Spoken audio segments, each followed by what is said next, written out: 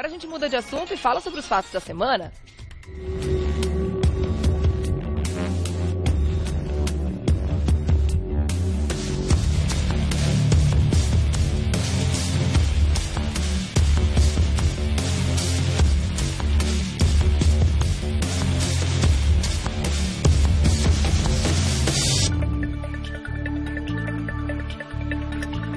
O ministro da Justiça vai para o Ministério da Transparência, o ministro da Transparência vai para o Ministério da Justiça. Vamos entender um pouquinho mais sobre essa dança das cadeiras? A gente tem aí um VTzinho de abertura, já vamos direto conversar com o doutor Eduardo. Temos? Então roda aí, daqui a pouco a gente conversa. Na nota em que informa a ida de Torquato Jardim para o Ministério da Justiça, o governo não explica o motivo da saída de Serraglio do cargo. No breve comunicado, o presidente Michel Temer se limita a agradecer o empenho e o trabalho realizado pelo deputado enquanto esteve à frente da pasta. A passagem de Serraglio pelo Ministério foi marcada por polêmicas, entre as quais o fato de ele ter sido citado nas investigações da Operação Carne Fraca, que apura um esquema de pagamento de propinas envolvendo frigoríficos e fiscais do Ministério da Agricultura. E agora, como fica essa dança das cadeiras promovida por Temer? É isso que vamos acompanhar aqui no Revista da Cidade. Vamos conversar sobre isso com o doutor Eduardo Leite, que já está aqui com a gente. Tudo bom, meu amor? Bom dia. Bem-vindo, como sempre. Bom dia para você também. Sempre uma satisfação estar aqui com você. Prazer e com é toda nosso. Essa equipe maravilhosa. Nosso e do pessoal de casa que adora esses E o bate-papos. nosso diretor, né? Que Sim. é uma simpatia, um amigo de coração. Nos ajuda muito, sem dúvida. Bom, vamos entender um pouco mais sobre o que significa essa dança das cadeiras agora, porque é um momento, no mínimo, suspeito para fazer uma troca de ministro da Justiça, né? Muita especulação está acontecendo em torno de uma interferência mais incisiva na Lava Jato, com troca de comando da Polícia Federal. Você fica com uma suspeita em cima dessa troca de ministros agora também, doutor Eduardo? O Serraglio, ele foi ministro da Justiça? Não, dizem que ele foi nulo, Nem né? percebi. Só que Você o Planalto quer saber? não assume que é por causa de uma possível incompetência, porque senão como é que ele vai colocar o cara num outro ministério? Né? A grande polêmica do Serraglio foi justamente a questão da operação Carne Fraca, mas na verdade fraca foi a operação, né? Porque ela Não acabou resultou em logo, nada. ou seja, não resultou em absolutamente nada.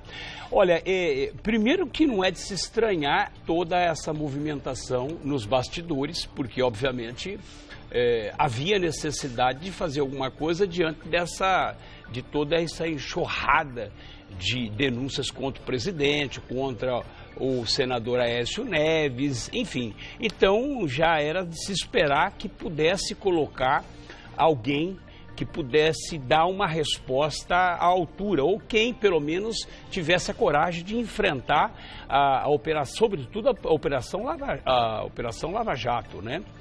Então, me parece que essa troca foi uma troca estratégica, obviamente, né? O próprio presidente da República percebeu, Michel Temer percebeu que o Serraglio foi realmente um erro, a indicação dele para o Ministério foi uma contemplação política naquele momento e Como que todas as obviamente indicações para o Ministério. que obviamente aqui não pode se fazer contemplação política, né? Eu acho que você tem que fazer, na verdade, colocar alguém de fato que vai responder ao cargo que o cargo merece, a importância que o cargo merece, sobretudo, né? Então me parece que essa troca foi uma troca estratégica e nas vésperas de um julgamento no Tribunal Eleitoral, né, que vai decidir agora no dia 6 de junho se caça ou não a chapa Dilma Temer. E aí você tem um histórico, porque é importante, é o que eu sempre digo, você quer entender, você dá um passo atrás para poder compreender toda a estratégia montada diante daquela situação. O Torquato, ele na verdade, o atual ministro, ele foi ministro do Tribunal Regional Eleitoral, então tem todo um trânsito, obviamente, e isso faz diferença. Nós não podemos esquecer que a questão, os ministros que vão julgar a chapa Dilma Temer, 2 já foram substituídos, ou seja, são novos. São indicações Então, dele. obviamente, há toda uma tratativa aí em volta dessa questão. E, além disso, há a própria delação da JBS, né, dos irmãos, que, obviamente, desencadeou uma questão muito sensível, né, ou seja, para o Planalto, né, muito sensível e, consequentemente, essas delações, elas provocaram uma enxurrada no Planalto e toda uma pressão em torno do próprio presidente Temer, né, e, sobretudo, sobre ele mesmo, dele ter sido gravado com o próprio irmão da JBS. Né? Então, eu acho que o presidente não está muito preocupado com a opinião pública mesmo, né? Afinal de contas, a gente espera do presidente, nesse momento em que a gente está tendo esse mar de lama sendo jogado na nossa cara já há tantos anos, que a Lava Jato não seja enfrentada, e sim apoiada. Né? É isso que a gente espera. E não que ele coloque o ministro lá com especulações de que ele vai mexer na Lava Jato para pior, cortando verba, mexendo no comando da Polícia Federal, diminuindo o número de delegados. Isso é o tipo de coisa que a gente não espera, né? Mas tá aí a estratégia. A estratégia é o seguinte: tira aquele peso político e coloca alguém que efetivamente, obviamente, tem a questão política, mas ele tem uma origem dos tribunais. Né? Ele foi um ex-ministro, né? Ele é advogado, agora não, porque na verdade está licenciado como advogado, mas ele tem todo o histórico. Então o jogo aqui é um jogo de xadrez, é um jogo de gente grande, né? Então tirou aquele foco político, porque é óbvio, quando você trabalha com a questão política e nomeia, como aconteceu com relação ao Serraglio, que foi uma pressão do próprio PMDB, tinha que colocar alguém que pudesse, de uma certa forma, não interferir, mas também não criar mais embaraço. Esse ponto acabou sendo comprometido, por quê? Porque, na verdade, ele mesmo não iria tomar o Serraglio não iria tomar nenhuma decisão, mesmo porque o ano que vem tem eleições. E ele é deputado federal. E qualquer ação que ele possa tomar, isso interfere diretamente na reeleição dele em 2018. Então, o Temer, esse jogo que ele fez, né, de colocar o Torquato, foi justamente com esse objetivo, né? E mais, né, o Torquato, ele foi para o enfrentamento.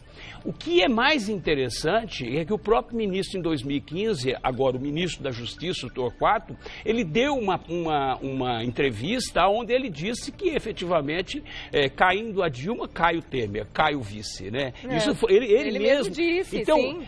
Aqui a gente, na verdade, nós nos reportamos lá atrás com relação à questão do ministro Alexandre de Moraes. Ele não é favorável a essa separação, essa dissolução das chapas. Se você, na verdade, parece... não era, né? Parece que a novela é a mesma, porque se nós nos reportarmos lá atrás, também houve uma contradição do Alexandre de Moraes, que atualmente é ministro do Supremo Tribunal Federal, que também havia uma contradição. Ele apresentou uma tese dizendo que não podia alguém que estava no governo e, de repente, mudou de ideia. E aqui não é diferente. O Torquato diz lá atrás, em 2015, que, de fato, a chapa Dilma Temer teria que ser cassada, né? E agora, obviamente, fazendo parte do governo, muda a sua opinião. E é estranho, essa declaração já causa estranhamento nessa época mesmo. Afinal de contas, eles estão sendo colocados como amigos pessoais, né? Que se conhecem são os amigos do rei, só que você não pode esquecer que os amigos do rei são os primeiros a irem para a cadeia, né? Porque, na verdade, o rei é por último. Então, quando começa a cair, obviamente, vai os primeiros os amigos do rei, né? Por isso que às vezes não é conveniente ser amigo do rei. Na verdade, ser afastado do rei, entendeu? Então, essa é a questão. Agora, há um jogo político pesado por trás de tudo isso. Há uma tentativa, obviamente, de salvar a pele do Michel Temer.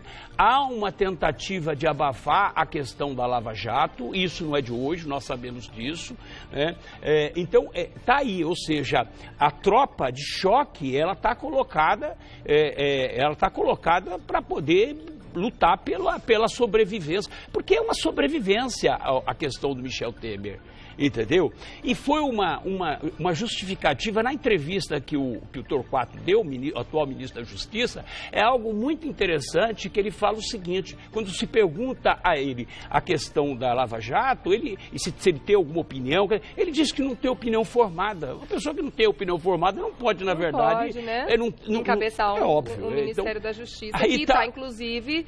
comandando, né, o comandante supremo de toda a Polícia Federal. Né? Esse que é o grande agora, falando nesse jogo de xadrez que você citou agora, e nessa mudança de peças, né, que é importante para o jogo, o ministro da Justiça, ele tem essa autoridade, se ele quiser mover essas peças também dentro da própria Operação Lava Jato, não só o comando da Polícia Federal, como também destituir juízes, de repente, tirar o Sérgio Moro da jogada? Ele tem esse poder Olha, para interferir ainda mais diretamente na Lava Jato? Olha, Regiane, que obviamente vai ter essa tentativa de interferência, isso não tem absoluta, você pode ter absoluta certeza que vai ocorrer. Eu aposto nisso.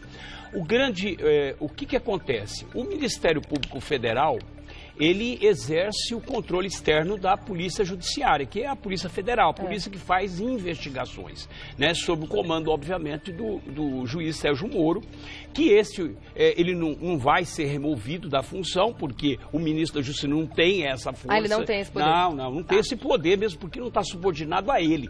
O ministro da Justiça, ele faz parte da estrutura do Executivo. E então, o juiz Sérgio Moro também não está subordinado à chefia da Polícia Federal. E nenhum dos procuradores estão subordinados, porque o Ministério Público faz parte do Judiciário, ou seja, é um outro poder. Tá? O que acontece, a tentativa vai ser, primeiro, sufocar a Operação Lava Jato, reduzindo o seu orçamento, como de fato já aconteceu, que você tem uma redução de 40 e poucos % do orçamento da Operação Lava Jato. Tá? Então ele sufoca, por quê? Porque na verdade ele pode, através do orçamento, sufocar, reduzir as operações. Tanto é verdade que a Operação Lava Jato tinha, no começo do ano, tinha 60 e poucos agentes, né, da PF, da Polícia Federal, e hoje tem 40 agentes. Então, na verdade, ele fez esse contingenciamento para reduzir e sufocar a Operação Lava Jato. E do outro lado, obviamente, ele pode, se ele entender, junto com o presidente, ouvindo o presidente da República, obviamente, a troca do comando da Polícia Federal.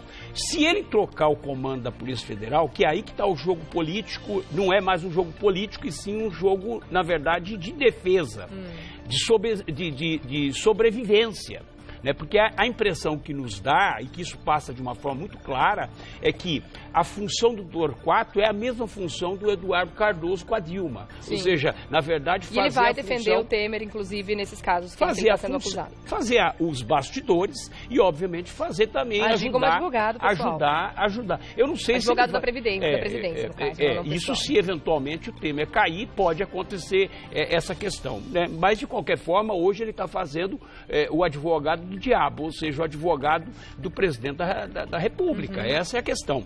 Agora, quanto à Operação Lava Jato, ela só pode ser sufocada de uma forma financeira, ou seja, diminui os recursos e, obviamente, inviabiliza as operações. Entendeu? Agora, dessa forma. Só para a gente finalizar nosso bate-papo, vamos falar um pouquinho sobre os perfis desses dois ministros, né? O do Torquato você já comentou bastante, agora o Serralho. É muito estranho, porque dentro da política a gente vê esse tipo de coisa com uma frequência assustadora. Essas indicações não são feitas pela capacidade que a pessoa tem de assumir aquela pasta. As indicações são extremamente políticas, né? Ou favorecimentos pessoais, ou uma dívida que tem ali com aquela pessoa. Porque se o cara já não deu certo na pasta da Justiça, por que ele daria certo na transparência? É a pergunta que fica. Ele está saindo por incompetência, apesar de não ter assumido pelo Planalto, né? A gente está falando que foi nulo, ele ficou pouquíssimo tempo e tudo mais. Mas dá um outro ministério para ele, porque aí, se ele voltar a ser deputado federal, o coisinho da mala de dinheiro lá, como é que chama o deputado, que é suplente, que agora está como deputado? Que era o ex-assessor do Temer. Que era o ex-assessor do Temer. Como é que é o nome dele, gente? Ajuda a gente aqui, eu me esqueci. Eu também esqueci o nome dele. Rodrigo alguma coisa. Qualquer coisa, entendeu? Porque, na verdade, esse fulano é qualquer coisa. Loures, tal do Loures, O Loures estava com a mala de dinheiro com os 500 mil que ninguém achou até agora, ele voltaria a ser suplente e perde o foro privilegiado, coisa que o Temer não quer de jeito nenhum. Então arruma um cantinho pro Serralho aí para ele não voltar a ser deputado. Né? O problema do Serralho, na verdade, e você apontou bem essa questão, ninguém é escolhido pela competência ou porque se enquadra dentro, e a independência, sobretudo, que o cargo exige, né? Então, primeiro, e na própria entrevista do Torquato, ele fala isso, eu sou amigo do Temer há mais de 30 anos, ou seja, então, na verdade, é o Clube do Bolinho, o antigo Clube do Bolinho que a gente conheceu lá atrás, ou seja, na verdade, amigos do rei, ou seja, então se faz aquelas amizades, aqueles grupos fechados e que, obviamente, eles são impenetráveis. E aí tem que entrar em campo essas operações como a Lava Jato, que já recuperou 10 bilhões né? E teve aí agora teve uma redução no seu orçamento de 44%. Então essa questão, a questão do Serraglio, obviamente, é o que eu falei logo no início. Eu nem percebi que ele foi, e acho que muita gente nem sabia que ele era ministro da Justiça, porque é uma pessoa tão inexpressiva e veio daquela ala de apoio ao Eduardo Cunha, né? Ou seja, que hoje está preso, que está condenado. Então nós percebemos, na verdade, que hoje o Brasil ele está nas mãos de gangues, verdadeiras gangues. Porque a gente não pode adjetivar de outra forma, senão dessa forma. Às vezes a gente é um pouco rude, né? Eu diria um pouco grosseiro, mas acontece o seguinte... A gente está a quilômetros de distância da grosseria que eles já fizeram com a gente e fazem até exatamente, hoje. A grosseria é nos roubar, roubar a nação, esse que é a maior grosseria, né? Então esse que é o grande problema do país. Agora país o Serraglio ainda não deu a certeza de que ele vai aceitar a resposta, ele vai dar hoje, mas fica meio difícil imaginar que ele não vai aceitar. Essa é uma outra coisa muito interessante, né? Da transparência. Eu queria saber transparência do quê? Porque até hoje, na verdade, eu não vi nenhuma transparência, né? Gente. Transparência é você investigar e botar na cadeia quem é ladrão. Bandido lugar de bandido só tem um lugar. Na cadeia, não tem outro lugar. Transparência é tudo que a gente gostaria de ter nesse país e não tem, né? Esse é o detalhe. O que faz a diferença de um país civilizado é justamente botar os políticos ladrões na cadeia. Se isso acontecer, o Brasil vai ser diferente. Se isso não acontecer, o Brasil vai continuar sendo uma província do mundo. E aí, entendeu? Um celeiro, como sempre. A gente tá até hoje. Um celeiro, como sempre foi. Então, os políticos têm que conhecer. E, olha, eu vou te falar uma coisa, só fazendo aqui uma analogia. Nós tivemos a questão das ações do Estado Islâmico. Agora, mais 2 ações do Estado Islâmico, matou um monte de gente. Tá? Eu quero saber o seguinte, qual é a diferença da ação do Estado Islâmico para a política brasileira? Porque o resultado é o mesmo. Todo mundo chega à morte.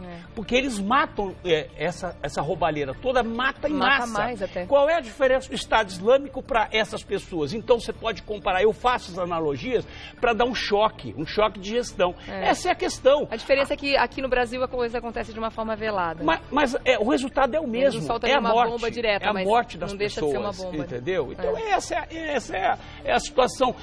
Cada país, e o Brasil tem o seu Estado Islâmico. Entendeu? O fundamentalismo. Só que o fundamentalismo aqui é da roubalheira. Essa é a questão. Em benefício próprio, né? Exatamente. Que loucura. Bom, a gente vai voltar a falar, continuar falando. Eles não param de dar assunto e a gente traz o assunto aqui para o estúdio, né, doutor Eduardo? Ele vai voltar com toda certeza. Mas enquanto isso, quer continuar fazendo contato? Vai lá no Face. facebook.com/Eduardo César Leite. Obrigada, meu querido, mais uma vez. Um beijo. Ótima semana para você, viu? Tá? Obrigado. Obrigada, até.